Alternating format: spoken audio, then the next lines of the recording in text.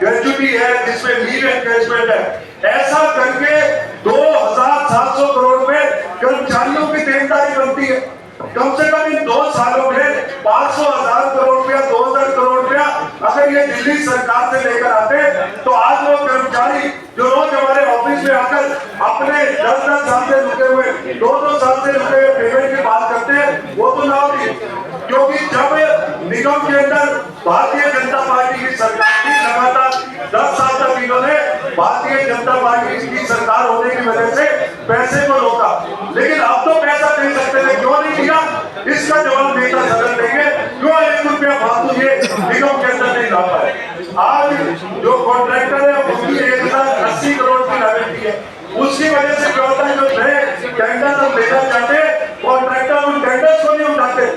आज इंजीनियरिंग विभाग डिफॉल्ट पड़ा है, हमारे जो जेईओ के पास काम नहीं है, प्रोजेक्ट के पास काम नहीं है, इसकी लायबिलिटी, इसका दोष भी ये डबल इंजन की सरकार जो कल चल रही थी इस पर।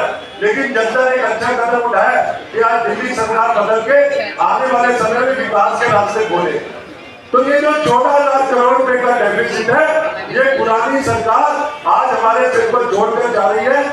और इसके साथ साथ अभी बहुत सारे झूठ बोलती है सत्ता पक्ष ने, कर्मचारियों को तनख्वाह समय से नहीं है। आज भी बहुत सारे कर्मचारी है, चाहे वो टीचर्स है चाहे इंजीनियर है, जिनको 2-2 महीने से तनख्वाह मिली है, अपना होमवर्क करके आना चाहिए। पहले क्या होता था हमारे समय में, जो 3 किस्तें थी, पहली किस्त अप्रैल में शुरू होती थी, उसकी पेमेंट जो है वो जुलाई में दी जाती थी। जो दूसरी किस्त जुलाई में ड्यू होती थी, उसकी पेमेंट दिसंबर में दी जाती थी, और जब जनवरी में किस्त ड्यू होती थी, उसकी पेमेंट मार्च में दी। क्यों ये किया जाता था? आज कम से कम किस्त के समय पर दे रहे, इसलिए तनख्वाह समय पर जारी है, क्या नई चीज कर दी आपने।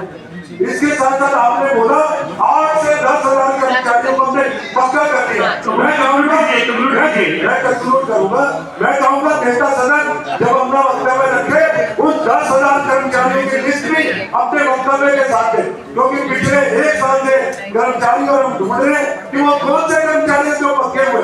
सिर्फ झूठ बोलने से दिल्ली की जनता गुमराह होगी। दिल्ली की जनता ने अपना निर्णय दे दिया, आप भी अपने झूठ को बदलो और इस झूठ को बार-बार मत बोलो। एक और इन्होंने झूठ बोला जो डीबीसी कर्मचारियों के लिए था, वो बेचारे कई सालों से संघर्ष किए। हम भी अपने समय पर राज्य सरकार को लिखते थे कि डीबीसी कर्मचारियों की जो पोस्ट है क्रिएट की जाए। एक झूठ किया 3200 कर्मचारी, एनटीएस पार्कों के जो मालिक है, जिसकी हमें जरूरत है, वहां से 1200 कर्मचारी उठा के एनटीएस हेल्थ कर दिए। जो निर्माण में थे कर्मचारी, वहां से उठा के एनटीएस हेल्थ कर दिए। ये झूठ क्यों किया गया? उन कर्मचारियों के साथ लगा। आज जो डीबीसी है उनके साथ कॉन्ट्रैक्ट किया गया कि ना आप पक्के होने की मांग उठा सकते हो और ना आप कोई धरना प्रदर्शन करते हो, नहीं तो आपकी नौकरी दी जाएगी। ये ऐसे आप कर्मचारियों को ये तोहफा दिया आपने, ये झूठ की खेती बंद करनी पड़ेगी। मैं सिर्फ इतना कहूंगा, जो वादे हमने किए थे कूड़े के पहाड़ों को कम करने थे, हमने 140 लाख मीट्रिक टन से गाजीपुर को 80 लाख में पहुंचा दिया, 80,000 में पहुंचा दिया था।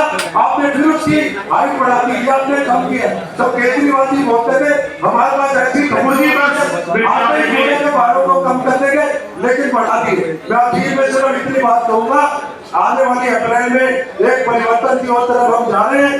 अप्रैल में धूप और भ्रष्टाचार की दुकान बंद करवाएंगे। हम सब मिलकर यह कदम उठाएंगे।